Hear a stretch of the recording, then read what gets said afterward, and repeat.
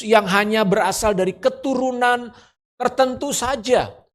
Atau mereka adalah orang-orang pilihan yang berasal dari hanya keluarga imam-imam. Atau hanya dari keluarga raja-raja. Tetapi kalau saudara lihat bahwa para nabi-nabi ini adalah orang-orang yang berbagai macam latar belakang. Contohnya Abraham adalah latar belakang keluarga pengusaha yang cukup kaya pada waktu itu. Musa adalah seorang keluarga Ibrani atau keluarga Yahudi yang tinggal di Mesir. Tapi kemudian kita tahu ceritanya dia dibuang atau maksudnya bukan dibuang ya. Dia ditaruh di sungai Nil karena ada rencana pembunuhan. Lalu kemudian diangkat menjadi putra mahkota oleh putri Raja Firaun pada waktu itu. Tapi saudara tahu bagaimana Musa kemudian karena dia melakukan sebuah pembunuhan, dia lari dan dia jadi seorang pelarian 40 tahun. Kemudian dia menjadi seorang gembala domba, saudara. Nah, saudara lihat bagaimana orang ini punya latar belakang yang sangat beragam. Baru kemudian Tuhan panggil dia menjadi seorang nabi untuk membawa umat Israel. Yang lain siapa? Contohnya Daud. Daud itu siapa? Dia bukan lahir dari keluarga raja, dia bukan lahir dari keluarga yang terkenal. Dia hanya dari keluarga sederhana. Bapaknya hanya peternak domba. Dan Daud sendiri sejak kecil menggembalakan domba-domba beberapa ekor. Lalu kemudian entah bagaimana kemudian Tuhan memilih Daud untuk menjadi raja. Tapi masih remaja, belum langsung jadi raja, saudara. Sampai kemudian Daud menjadi pahlawan membunuh Goliat. Dan saudara tahu setelah dia membunuh Goliat, apa yang terjadi? Daud malah dibenci oleh Raja Saul. Sehingga akhirnya Daud mau dibunuh oleh Raja Saul. Dan Daud kemudian menjadi seorang pelarian. Bayangkan, dia kemudian lari ke sebuah gua yang namanya Gua Adulam. Dan di sana Daud menjadi buruan Raja Saul pada waktu itu. Dan kemudian Daud berkumpul bersama siapa? Preman-preman. Orang-orang yang dikejar hutang. Mungkin juga debt collector dari pinjaman online pada waktu itu ya. Jadi orang-orang yang punya hutang lari ke Gua Adulam, preman-preman yang dianggap penjahat lari ke Gua Adulam, ketemu dengan Daud dan Daud berkumpul bersama-sama mereka. Jadi saudara bayangkan Daud itu latar belakangnya seperti preman pada dasarnya. Bukan latar belakang yang cukup bagus untuk menjadi seorang nabi. Bukan latar belakang yang cukup keren untuk dikatakan, wah dia raja atau seorang hamba Tuhan. Siapa lagi saudara? Daniel. Daniel memang adalah seorang anak bangsawan. Tapi kemudian dia menjadi tawanan perang. Dibawa ke negeri Babel. Dan di sana dia kemudian dididik dan dilatih untuk menjadi pejabat negara di kerajaan Babel. Saudara, kita lihat berbagai macam. Bahkan kalau saudara lihat seperti Amos, dia adalah seorang gembala. Ya. Jadi ternyata Tuhan itu memilih orang, memanggil orang itu dari berbagai macam latar belakang. Dan mereka bukan semua orang yang dianggap istimewa pada waktu itu. Tidak ada istimewanya. Tidak terkenal juga. Bukan orang-orang yang sudah hebat, tidak. Bahkan dalam perjanjian baru, Yesus sendiri seorang nabi, bukan? Yesus adalah seorang nabi, saudara. Dia membawa pesan Bapa bagi dunia ini. Dan saudara tahu latar belakang Yesus apa? Hanya seorang anak tukang kayu. Jangan saudara bayangkan dia seorang tukang kayu yang hebat, yang artinya bapaknya pengusaha eksportir. Bukan. Yusuf itu tukang kayu sederhana. Bukan orang yang kaya raya. Dan saudara lihat murid-murid Yesus siapa? Nelayan, saudara. Nelayan. Yang pekerjaannya hanya menangkap ikan di Danau Galilea. Yang artinya secara tangkapan hasil mungkin hanya untuk hidup mereka sehari-hari saja. Petrus, Yohanes, Yakobus bukan nelayan-nelayan kaya raya yang punya kapal yang bisa melaut sampai ke lautan luas. Bisa menangkap ikan tuna. Enggak, ini hanya ikan gurame ya kalau di Danau Galilea itu ya. Ikan nila, ikan mujair. Artinya mereka bukan orang-orang yang punya pendidikan S1, S2 dengan pengalaman yang hebat, pernah bekerja di perusahaan multinasional, bekerja di BUMN, gajinya tinggi. Enggak, saudara. Murid-murid Yesus sangat sederhana sekali. Rasul Paulus, siapa Rasul Paulus? Memang dia seorang yang berpendidikan tinggi. Tapi saudara tahu Rasul Paulus hatinya kejam. Jahat hatinya. Dia benci dengan orang Kristen dan dia ingin membunuh orang Kristen. Ketika Stefanus dirajam di kota Yerusalem, Saulus ada di situ saudara. Dan dia mungkin salah satu provokator untuk membunuh. Supaya orang-orang membunuh Stefanus. Jadi Bapak Ibu Saudara, saudara-saudara yang dikasihi Tuhan. Lihatlah berbagai macam latar belakang orang yang dipanggil oleh Tuhan. Jadi kalau hari ini saudara dan saya ada di tempat ini, bersyukurlah karena Tuhan memanggil saudara. Amin. Jadi apa yang kita bisa pelajari? Pertama, Tuhan tuh memanggil orang dari berbagai latar belakang tanpa terkecuali.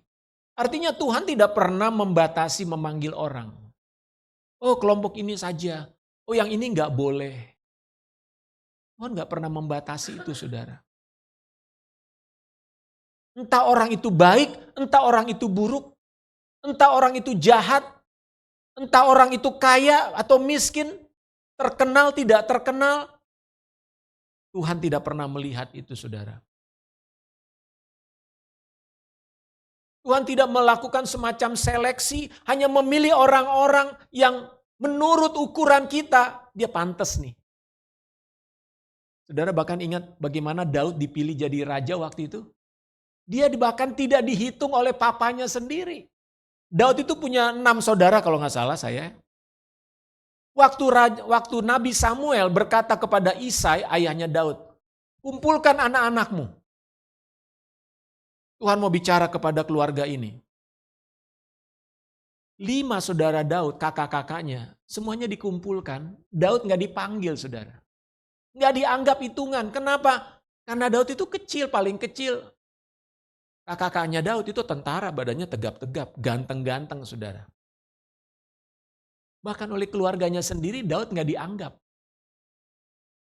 Tapi lihat bagaimana Tuhan bisa memilih seorang Daud untuk menjadi pemimpin bagi bangsa Israel pada waktu itu.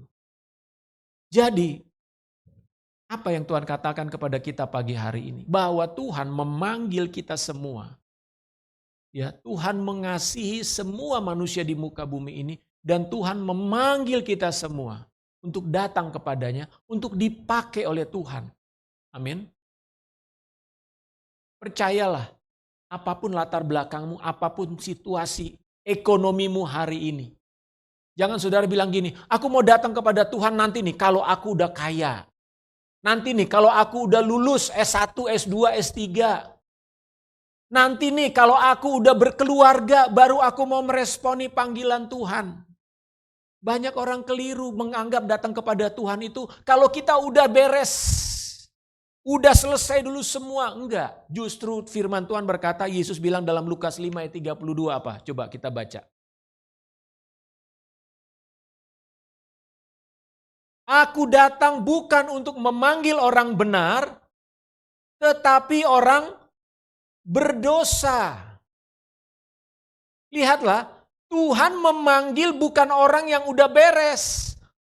Bukan orang yang udah baik benar. Tuhan tidak memanggil orang karena dia sudah punya sekolahnya udah beres.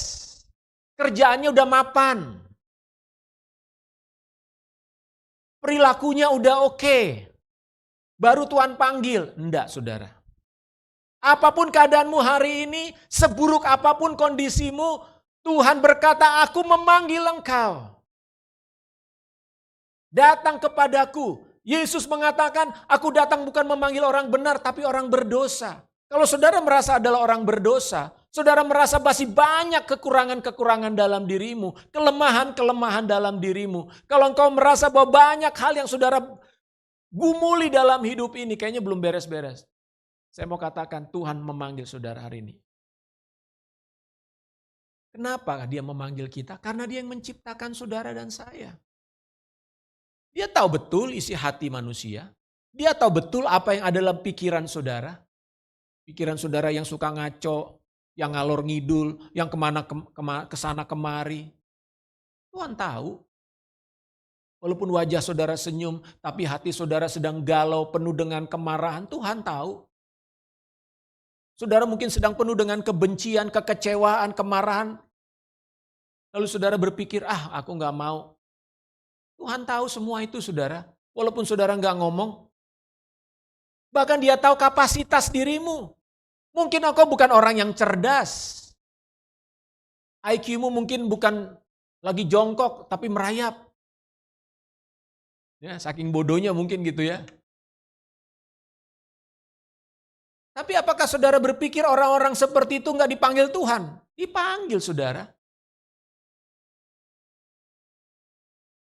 Paulus bahkan berkata, aku ini orang yang paling hina di antara rasul-rasul yang lain.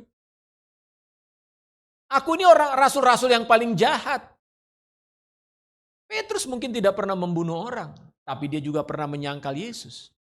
Tapi Paulus pernah nangkepin orang Kristen loh. Jadi kalau dibilang soal jahat, dia jahat. Sehingga kita nggak bisa mengatakan, gue lebih bagus nih dari Paulus nih. Kita belum pernah nangkep orang, kan memasukkan orang ke penjara. Jadi kalau Tuhan memanggil kita, pertanyaannya, apakah kita menolak panggilan itu? Kalau saudara dipanggil Tuhan hari ini untuk ikut Tuhan dan melayani Tuhan, pertanyaannya apakah saudara mau menolak panggilan itu? Apakah saudara mau membantah panggilan itu? Apakah saudara mau lari dari panggilan itu? Tahukah saudara, sadarkah saudara bahwa Tuhan punya hak penuh atas hidupmu pada dasarnya? Coba kita baca, dikatakan dalam kitab Roma 9 ayat 20-21. Roma 9 ayat 20 dan 21. Siapakah kamu, hai manusia? Maka kamu membantah Elohim, membantah Tuhan? Coba tanya pada dirimu sendiri, siapa gue bisa ngebantah Tuhan?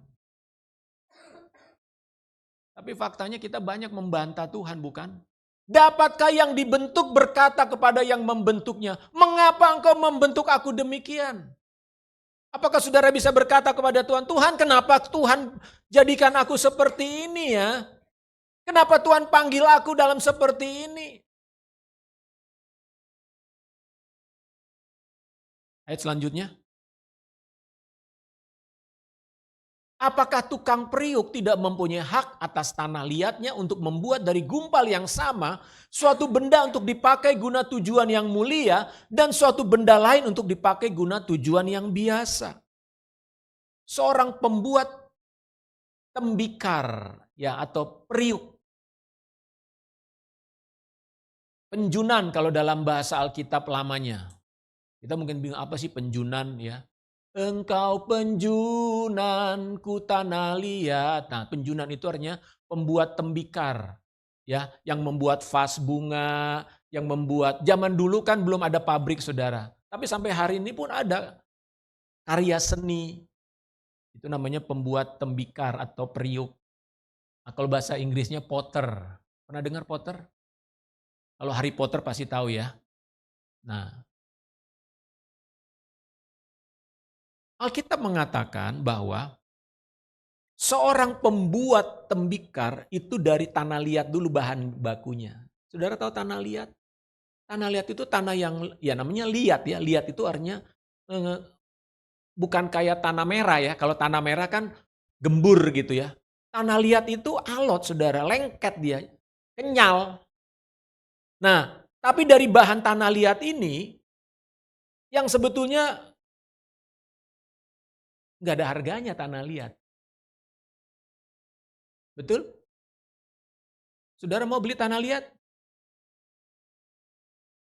Mendingan beli pasir. Beli semen. Saudara mau beli tanah liat? Enggak. Mungkin kita juga nggak pernah tahu tanah liat di mana. Tapi bayangkan tanah liat yang tidak ada harganya ini bagi banyak orang. Tapi di tangan seorang ahli, tanah liat ini bisa dibentuk menjadi sebuah perabotan, menjadi sebuah hiasan yang bagus. Keramik itu dibuat dari tanah liat, saudara. Coba saudara pergi ke rumah orang-orang yang kaya, rumahnya besar, maka di sana pasti ada apa? Keramik, betul? Mahal nggak itu? Mahal. Keramik yang bagus, tempatnya di tempat-tempat yang mewah, saudara. Bahannya dari mana? Tanah liat. Nggak ada harganya tanah liat itu. Tapi seorang ahli bisa menjadikan tanah liat yang tidak berharga, yang jelek itu, yang hitam itu, yang bau itu, dibentuk menjadi sebuah benda yang sangat berharga.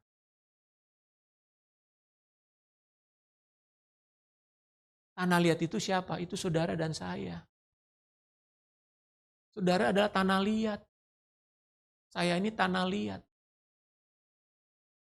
Siapa elu kata Tuhan. Kalau saudara mau dibentuk oleh Tuhan, jadilah tanah liat yang mau dibentuk. Supaya kita menjadi barang yang berharga di tangan Tuhan. Jangan berontak terhadap panggilan Tuhan. Tapi bisa juga tanah liat itu dibuat cuman jadi apa mungkin? Kendi ya. Tempat minum orang Jawa itu kan tempat air tuh. Kendi. Tempatnya di mana? Mungkin di warung, saudara.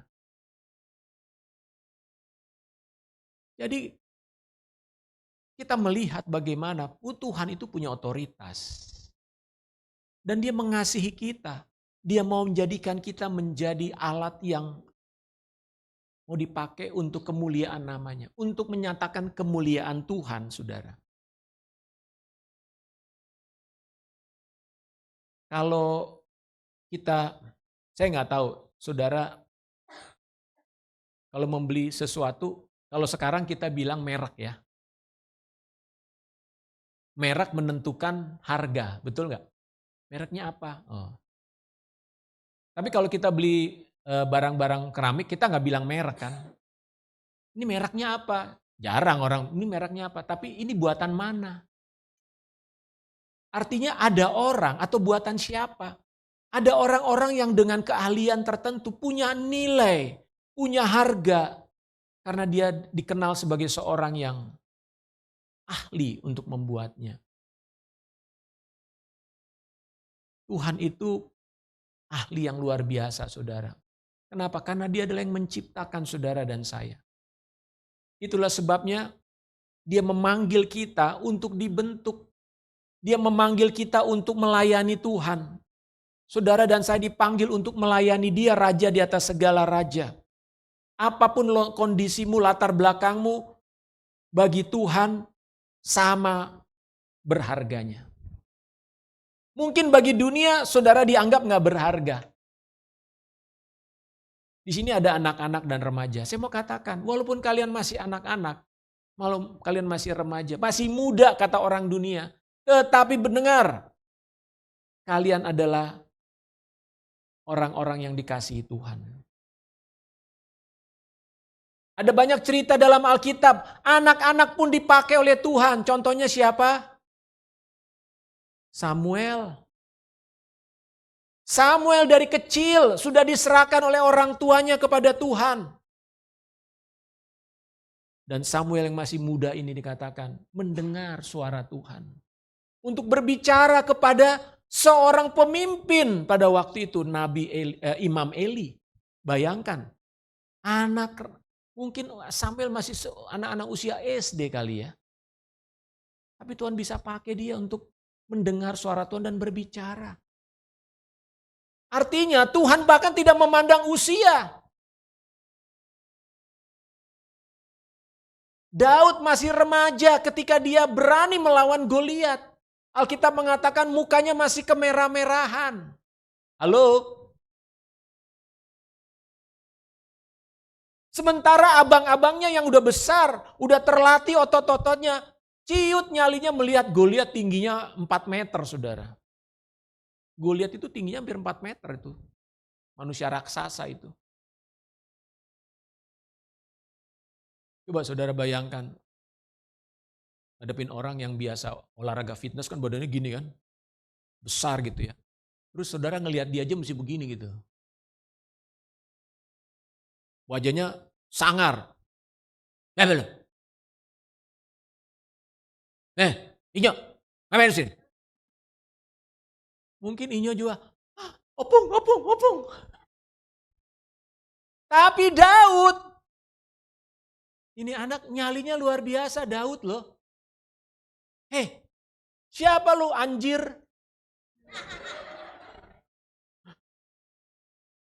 Loh, memang itu dibilang. Ya, mungkin kira-kira Daud ngomong gitu ya. Macem-macem lu, ini bangsa pilihan. Lu boleh ngelawan gue pakai tombak, gue ngelawan lu pakai nama Tuhan.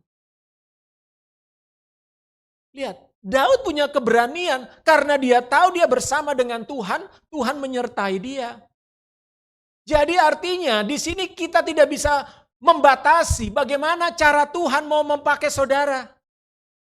Apapun kondisimu hari ini, jangan pernah menolak akan panggilan Tuhan dalam hidupmu. Amin.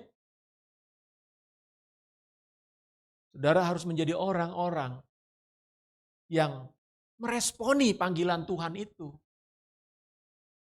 Jangan keraskan hatimu, kata Tuhan. Oleh karena itu, bagaimana kita belajar daripada orang-orang yang sudah dipanggil Tuhan ini melayani Tuhan.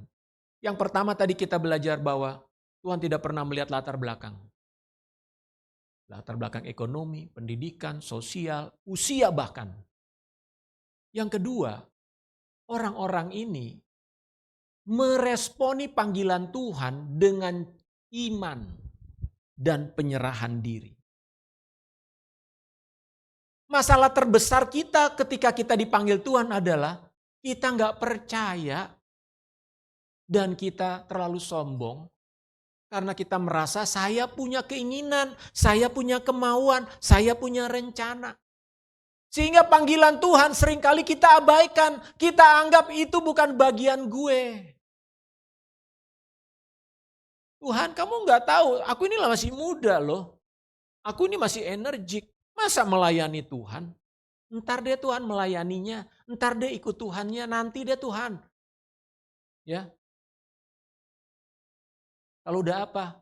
Kalau udah stroke. Kalau udah sakit. Ntar deh Tuhan, kalau aku udah sukses.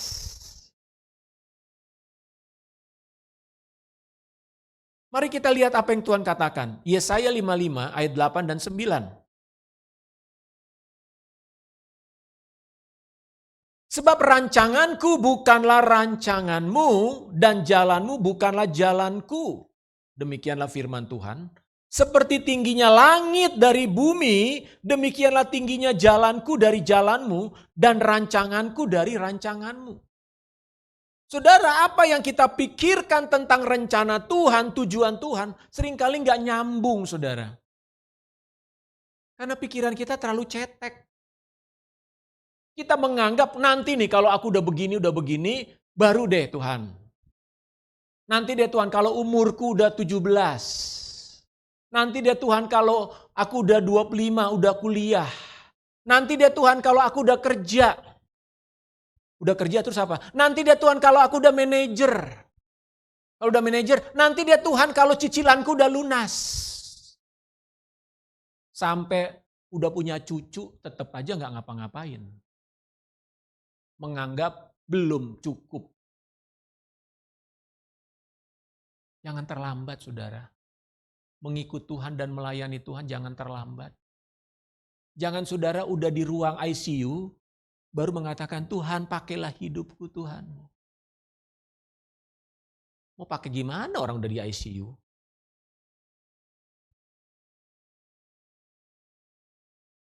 Lihatlah rancangan Tuhan itu begitu tingginya, begitu mulianya untuk hidup kita. Panggilan Tuhan atas setiap saudara begitu nyata. Bahwa engkau dipanggil untuk mengikut Tuhan dan melayani Tuhan. Amin. Tuhan adalah Tuhan yang maha kuasa. Ingat baik-baik. Dia adalah Tuhan yang berdaulat. Dia punya kedaulatan mutlak atas hidupmu. Dan dia tidak dapat dibantah.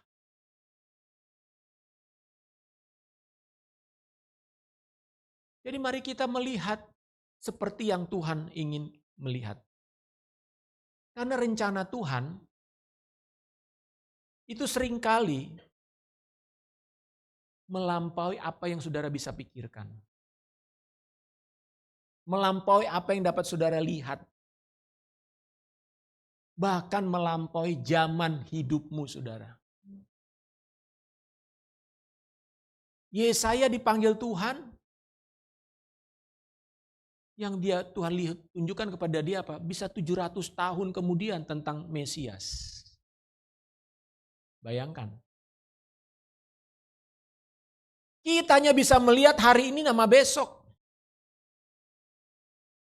Kita hanya bisa melihat mungkin ada peramal-peramal di bidang ekonomi hanya bisa meramalkan setahun, 2 tahun, 10, 20 tahun. Tapi siapa yang bisa tahu 100 tahun ke depan? Nggak ada yang tahu, saudara.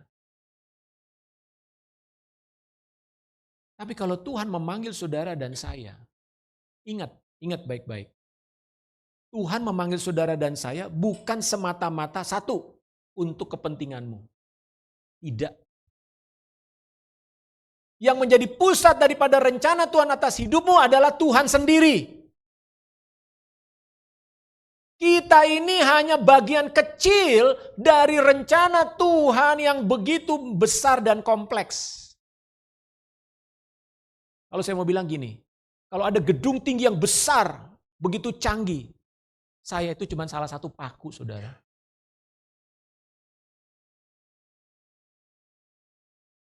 Mungkin saudara hanya salah satu baut. Jadi kita nggak bisa sombong dan menganggap, ngapain sih Tuhan manggil saya? Ngapain sih Tuhan? Kapan sih? Ya memang sekarang waktunya Tuhan mau pakai engkau. Lihatlah engkau hidup dalam sebuah zaman yang tak terbatas ini. Karena Tuhan sudah mempunyai rencana atas hidup kita dalam kekekalan. Kapan itu kekekalan? Sebelum Adam jatuh ke dalam dosa, masa itu namanya masa kekekalan, saudara. Mulai ada jam waktu, itu ketika manusia jatuh ke dalam dosa. Sampai nanti Tuhan Yesus datang kedua kali. Kemudian kita masuk lagi ke zaman kekekalan. Makanya dikatakan rancangan Tuhan adalah dari kekal sampai kekal. Nah kita ini hanyalah satu bagian titik kecil di dalam rencana Tuhan yang besar itu. Jadi gak usah sombong, menolak apa yang Tuhan mau lakukan. Siapa saudara dan saya bisa melawan Tuhan yang maha kuasa dan maha besar itu. Makanya responilah panggilan Tuhan itu dengan iman dan dengan kerendahan hati. Karena Tuhan melihat hati manusia, melihat kehendak manusia. Makanya jangan heran, ketika orang dipanggil Tuhan, tapi dia menolak, maka dia akan mengalami sebuah pergumulan. Dia akan mengalami hidup yang penuh pergumulan. Kenapa dia bergumul? Karena dia sedang menolak apa yang sedang Tuhan mau lakukan dalam hidupnya. Ada banyak contoh dalam Alkitab, saudara. Sampai orang itu percaya sama Tuhan dan menyerahkan dirinya kepada Tuhan, barulah proses pemakaian Tuhan dalam hidupnya bisa berjalan.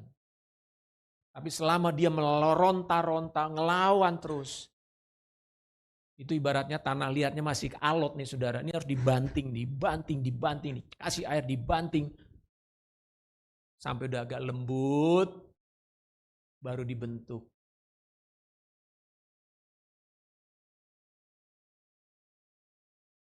Tuhan ingin waktu dia mau memakai hidup kita, ini pikiran kita, hati kita harus sinkron dengan apa yang ada dalam pikiran Tuhan. Tapi selama pikiran saudara masih kesana kemari, belum sinkron, inilah yang disebut dengan pergumulan, saudara. Karena saudara belum sampai pada titik menyerah sama Tuhan. Makanya saudara akan bergumul terus dalam hidupmu. Banyak pergumulan dalam hidupmu kayaknya gak habis-habis. Kenapa? Karena engkau belum sampai pada titik menyerah sama Tuhan. Engkau belum pada titik pada percaya kepada Tuhan. Believe and trust. percaya dan mempercayai Tuhan. Contohnya siapa? Dalam Alkitab banyak sekali. Yunus.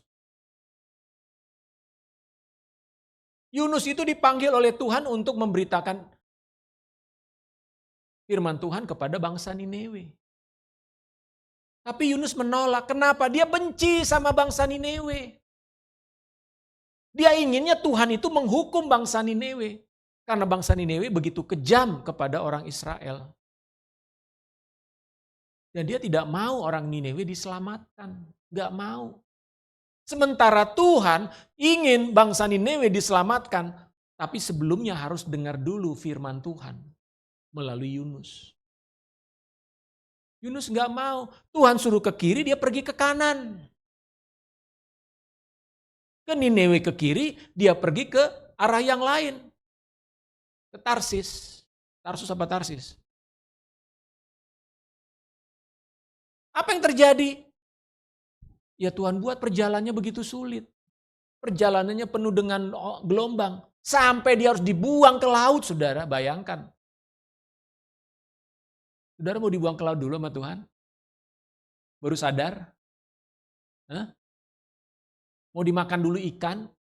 Dan saudara tahu nggak? Di perut ikan Yunus itu mati sebetulnya.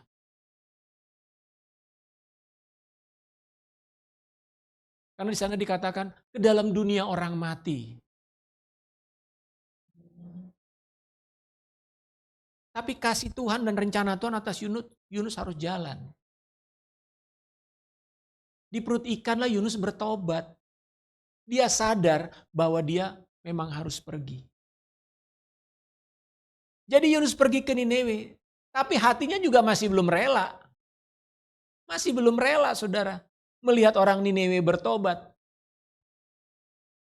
Jadi dia nungguin nih kapan nih. Semoga orang Niniwe gak bertobat. Biar Tuhan hukum. Semoga. Nah ini kan aneh kan.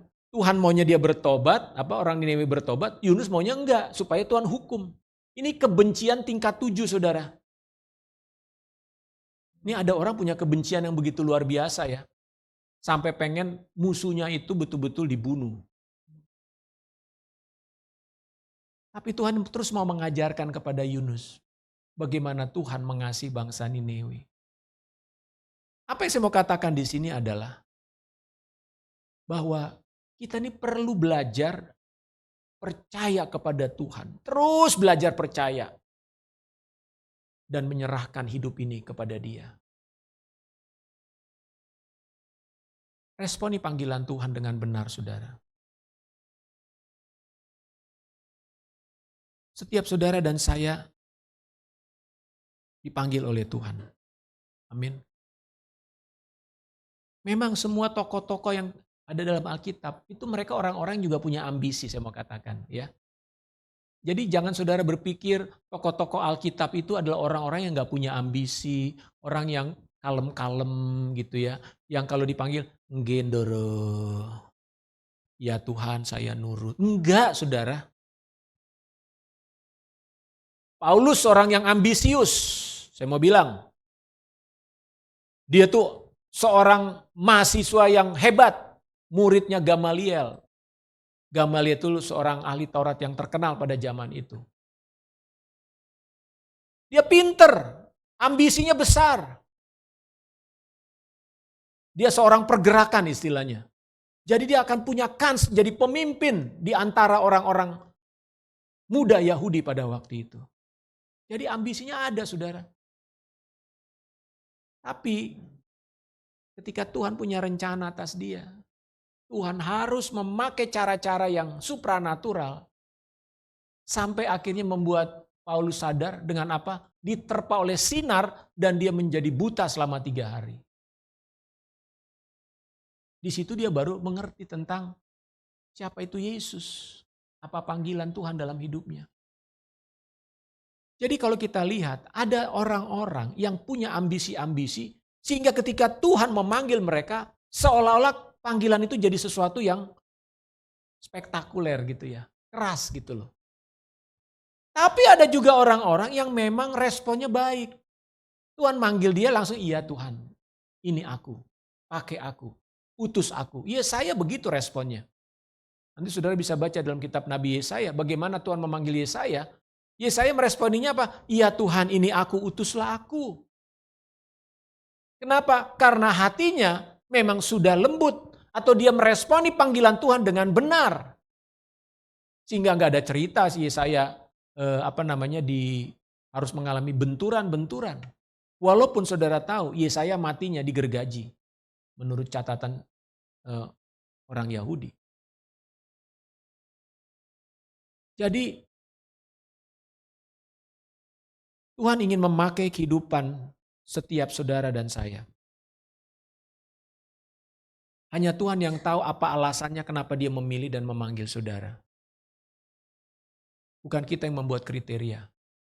Tapi Tuhanlah yang sudah membuat kriteria sehingga dia memilih saudara.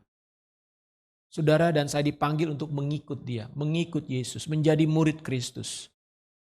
Namun untuk itu dia mau membentuk hidup kita. Amin. Dia mau membentuk kita. Melalui apa? Pembentukan Tuhan melalui peristiwa-peristiwa, momen-momen dalam hidupmu. Jadi ketika saudara sedang menghadapi momen yang sulit, katakan terima kasih Tuhan kau sedang membentuk saya hari ini. Jangan pernah meragukan Tuhan dalam proses pembentukan itu saudara. Ya. Percayalah ketika saudara menghadapi momen yang sulit dalam hidupmu, di saat itulah sebetulnya saudara sedang perlu bertanya sama Tuhan, Tuhan, apa yang sedang Engkau mau katakan kepadaku saat ini? Apa yang Tuhan sedang mau kikis dalam hatiku? Apakah kesombongan, ketidaktaatan? Apakah Tuhan sedang mau mengikis kita dalam soal misalnya hati yang tidak benar? Apakah Tuhan sedang mengikis kita masalah uang, cinta akan uang? Apakah Tuhan sedang mengikis kita dalam masalah kekudusan, kita hidup di dalam ketidakkekudusan? Ada banyak hal yang Tuhan sedang kikis dalam hidup ini saudara. Ngikisnya tuh gak bisa sekaligus. Jangan saudara pikir sekali udah selesai semua. Enggak. Proses Tuhan membentuk kita itu butuh waktu. Tapi semakin hari semakin indah. Amin. Semakin hari ketika hidupmu semakin menjadi serupa dengan Kristus, ketika engkau semakin taat kepada Tuhan, engkau jalani hidup itu dengan sukacita, saudara. Sukacitamu bukan lagi ditentukan apa yang ada di luar sana, apa yang engkau pakai, tetapi sukacitamu bersumber dari pengenalanmu akan Tuhan. Dari dalam hatimu sendiri, engkau mengenal Dia.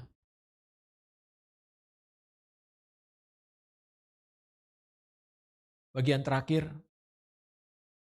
sama seperti kepada Petrus, Yohanes, Yakobus, Matius, Yesus pernah berkata kepada mereka, ikutlah aku, kamu akan kujadikan penjala manusia.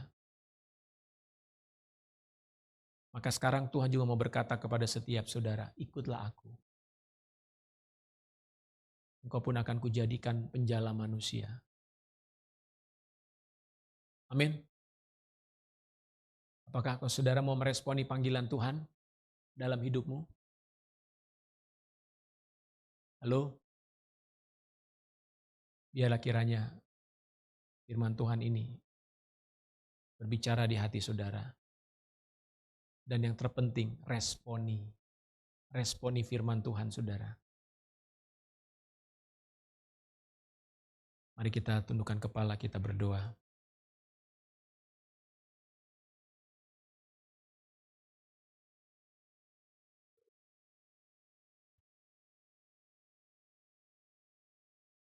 Mari kita bertanya kepada Tuhan.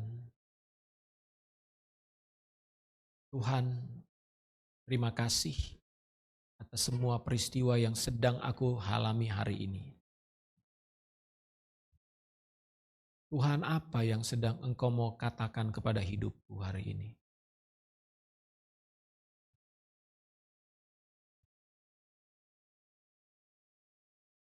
Apa yang Tuhan mau nyatakan?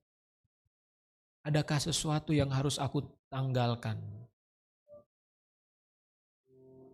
Adakah perintah yang harus aku lakukan Tuhan?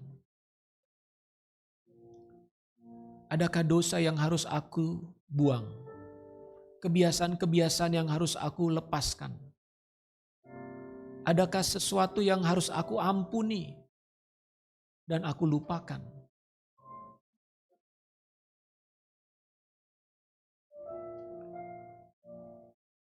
Jangan keraskan hatimu, saudara. Ketika engkau mendengarkan firman Tuhan, suara Tuhan di hatimu, biarlah hatimu menjadi lembut.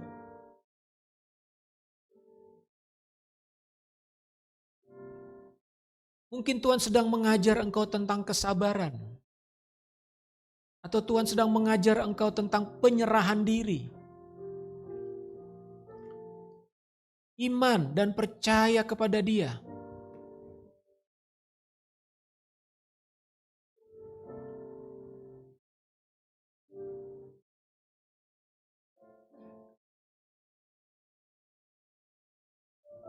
Haleluya.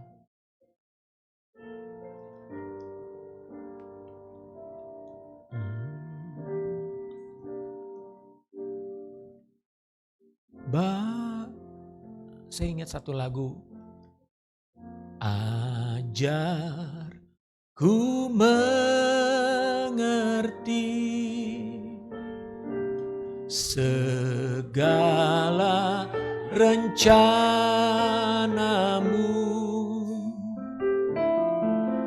Ajar ku berserah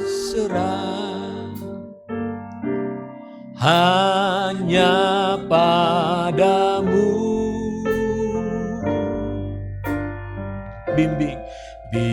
Bimbinglah jalanku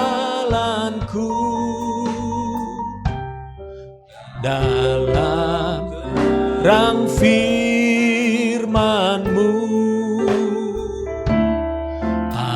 Ajarku berserah hanya padamu, hanya padamu. Bapakku, ajaib rencanamu. Bapakku, ajaib segala rancangan-Mu.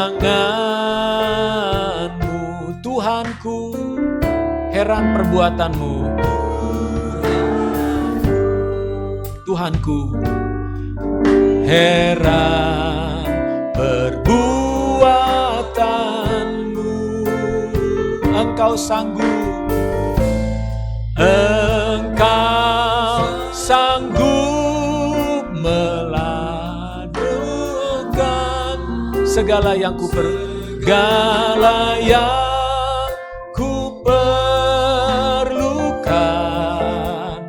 menurut kehendak-Mu. Terjadilah. Saudara, lagu ini bertahun-tahun yang lalu menjadi sebuah lagu yang begitu berbicara di hati saya ketika saya sedang menghadapi pergumulan. Ketika saya sedang masuk di dalam masa-masa yang sulit, di mana Tuhan sedang membentuk hidup saya.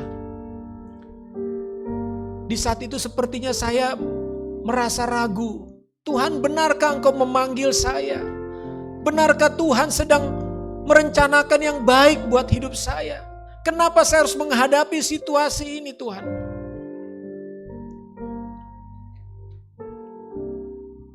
Mungkin saudara juga sedang bertanya pada saat ini. Apakah Tuhan sedang memanggil saya untuk masuk ke dalam rencananya? Tapi kenapa saya harus menghadapi situasi yang gelap, situasi yang sulit? Disinilah Tuhan mau berkata kepada kita, anakku, percayalah kepadaku. Serahkan dirimu. Aku memegang tanganmu.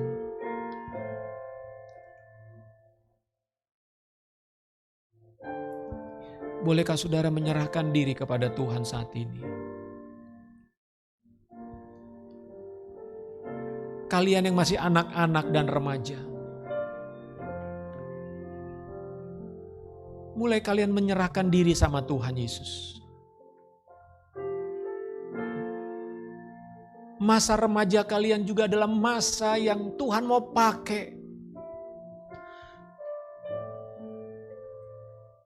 Hai anak-anak muda, masa muda kalian masa yang penuh dengan ambisi, cita-cita, keinginan, punya banyak hasrat. Dengar bahwa Tuhan ingin memakai masa mudamu.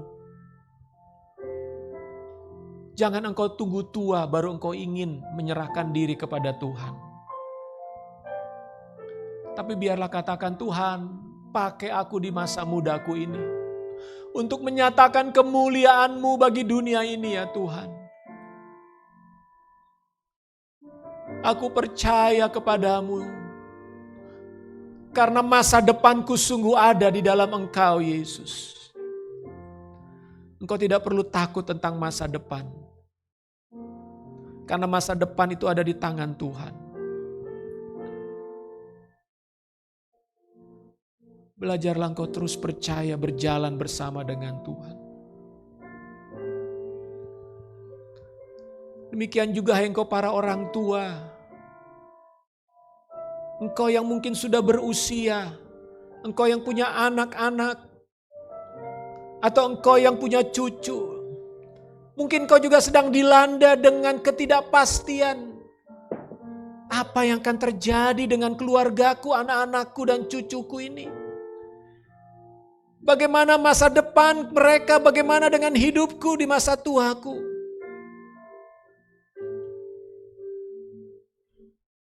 Biarlah hari ini engkau belajar menyerahkan diri kepada Tuhan. Percaya saja kepada Tuhan. Menyerah saja kepada Dia. Lembutkan hatimu. Jangan engkau khawatir. Jangan kau biarkan ketakutan demi ketakutan menguasai hidupmu.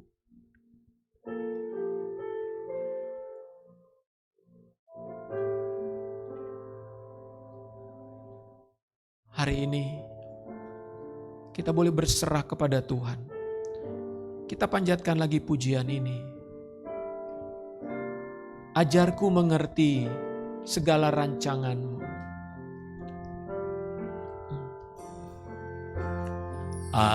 Ajarku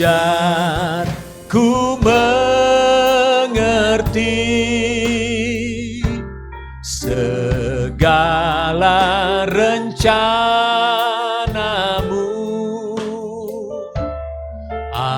Ajarku berserah hanya padamu. Pimpinlah jalanku dalam terang firman-Mu. Ajarku berharap hanya padamu. Bapakku, Bapakku, ajaib segala rancangan-Mu. Ya Tuhanku, heran Tuhanku. God is so wonderful. Perbuatan-Mu. Engkau sanggup mengadakan segala yang ku perlukan menurut kehendak-Mu terjadi. katakan sekali lagi, Bapakku, Bapakku, ajaib segala rancanganmu, oh Tuhanku, Tuhanku, heran perbuatanmu, oh, Engkau sanggup mengadakan segala yang ku perlukan menurut kehendakmu, terjadilah. Mari kita bangkit berdiri semuanya. Ajarku ya, mari serahkan dirimu kepada Tuhan. Rencana, biarlah Roh Kudus menolong saudara untuk mengerti segala rencananya dalam hidupmu. Berserahlah engkau kepada Tuhan. Jangan pakai kekuatanmu saudara. Jangan pakai pikiranmu yang terbatas itu. Ketika engkau sudah tidak lagi sanggup memikirkan persoalan-persoalan dalam hidup ini, belajarlah engkau menyerah sepenuhnya kepada Tuhan. Amin. Pegang firman Tuhan. Ku berharap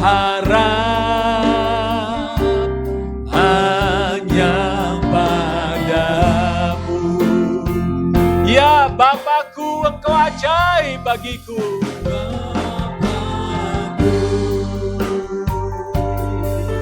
Ajaib segala rancangan, oh Tuhanku heran. Amin Bapa. Heran perbuatanmu, Yes, engkau sanggup Tuhan, sanggup mengadakan segala yang ku perlukan menurut kehendakmu, terjadilah.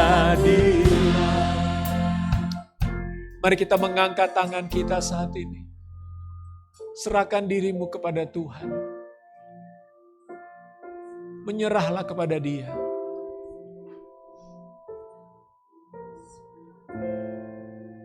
Biarlah hidupmu boleh dipakai oleh Tuhan.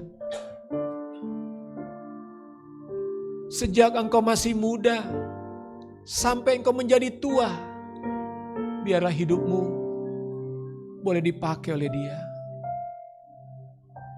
Serahkan dirimu, saudara. Serahkan dirimu, hai anak-anakku. Anak-anak remaja pemuda di ruangan ini, serahkan dirimu. Tidak mudah menyerahkan diri kepada Tuhan memang. Apalagi ketika kita masih merasa kuat, merasa muda, merasa mampu. Tapi ketahuilah ketika engkau menyerahkan diri kepada Tuhan, hidupmu akan berubah dan berbeda. Engkau akan melihat kekuatan Tuhan yang dahsyat. Cara Tuhan yang ajaib. Dia akan membawa engkau naik jauh lebih tinggi dari hari ini. Ketika Tuhan membentuk hidupmu, agar kemuliaan Tuhan semakin besar di dalam dirimu. Responi pembentukan itu dengan katakan, Tuhan, aku berserah kepadamu. Ajar aku mengerti ya Tuhan, segala rancanganmu ini. Bapa, hamba berdoa untuk umatmu yang hadir di tempat ini. dimanapun mereka juga mengikuti ibadah ini. Tuhan kami yang sudah mendengar firman-Mu, Tuhan, aku berdoa biarlah rancangan-Mu dinyatakan atas setiap mereka. Biarlah segala perbuatan-perbuatan Tuhan yang ajaib terjadi dalam hidup umat-Mu ini ya Tuhan. Bawa kami masuk ke dalam level yang lebih tinggi lagi ya Tuhan. Untuk masuk ke dalam kemuliaan Tuhan yang lebih besar. Biarlah jemaat-Mu di Light City Ministry ini melihat perbuatan-perbuatan besar dari Tuhan. Karena kami menyembah Tuhan yang besar. Kami menyembah kepada Elohim pencipta langit bumi semesta alam ini. Yang memiliki rancangan-rancangan dari kekal sampai kekal. Tuhan, inilah kami umat-Mu. Inilah hidup kami ya Tuhan. Yang kami persembahkan di hadapan-Mu. Roh Kudus, Engkau yang ada pada kami. Engkau yang berdiam di dalam diri kami. Bergeraklah Engkau ya Tuhan. Bergeraklah Engkau. Biarlah lawatan-Mu melanda hidup kami saat ini. Kuasa-Mu melanda umat-Mu di tempat ini. Kuasa-Mu memenuhi gereja-Mu di tempat ini. Biarlah akan terjadi satu terobosan-terobosan yang baru. Biarlah urapan itu mengalir. Menghancurkan semua tembok-tembok kedagingan, tembok-tembok keduniawian, penghambat-penghambat, ikatan-ikatan kami patahkan dalam nama Yesus Kristus. Biarlah urapan Roh Kudus mengalir bagaikan air yang deras, membawa semua sampah-sampah yang tidak berguna dari hidup kami. Di dalam nama Yesus Kristus, kuasa-Mu yang tak terbatas itu memperbaharui gereja ini. Aliran-aliran air hidup itu membersihkan hati-hati kami. Memperbaharui pikiran-pikiran yang gelap, yang tertutup. Di dalam nama Yesus Kristus, kuasa Tuhan yang tak terbatas menghancurkan segala tembok-tembok kesombongan manusia. Oh Rabashe Karalama Sandaya Rabatashe.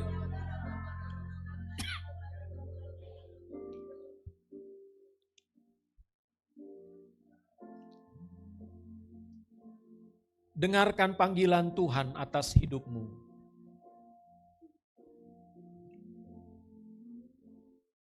Karena segala rancangan-rancangan yang baik yang sudah Tuhan siapkan dan tetapkan dalam hidupmu, Dia akan segera melakukannya.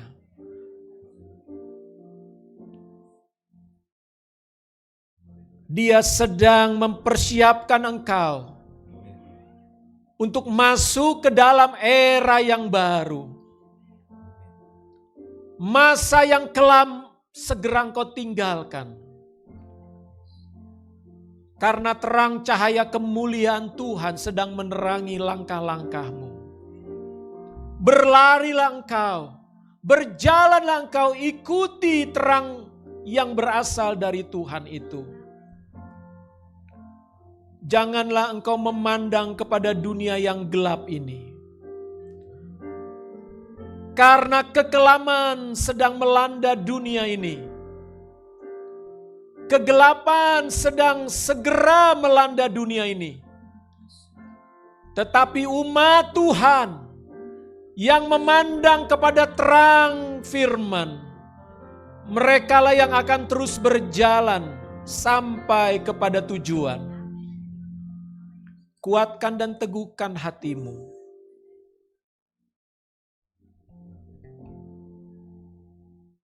Biarlah engkau berjalan di dalam percaya yang penuh kepada Tuhan.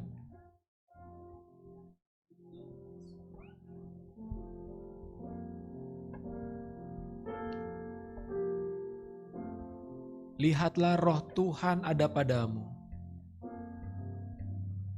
Engkau tidak pernah berjalan sendirian.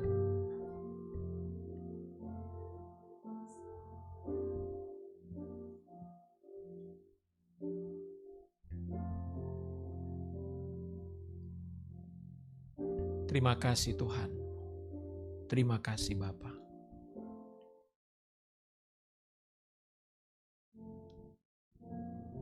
Sebentar kami mau menerima dan memakan tubuh dan darah Tuhan. Kami mau mengingat setiap pengorbanan Kristus. Kematian Kristus bagi hidup kami. Kematian-Mu yang sudah mengampuni dosa-dosa kami. Dan juga Engkau sudah bangkit ya Tuhan Yesus. Sehingga kami memiliki pengharapan untuk mengalami kebangkitan dari antara orang mati. Tuhan memberkati setiap kami di dalam perjamuan ini. Dalam nama Tuhan Yesus Kristus. Silakan duduk Bapak Ibu.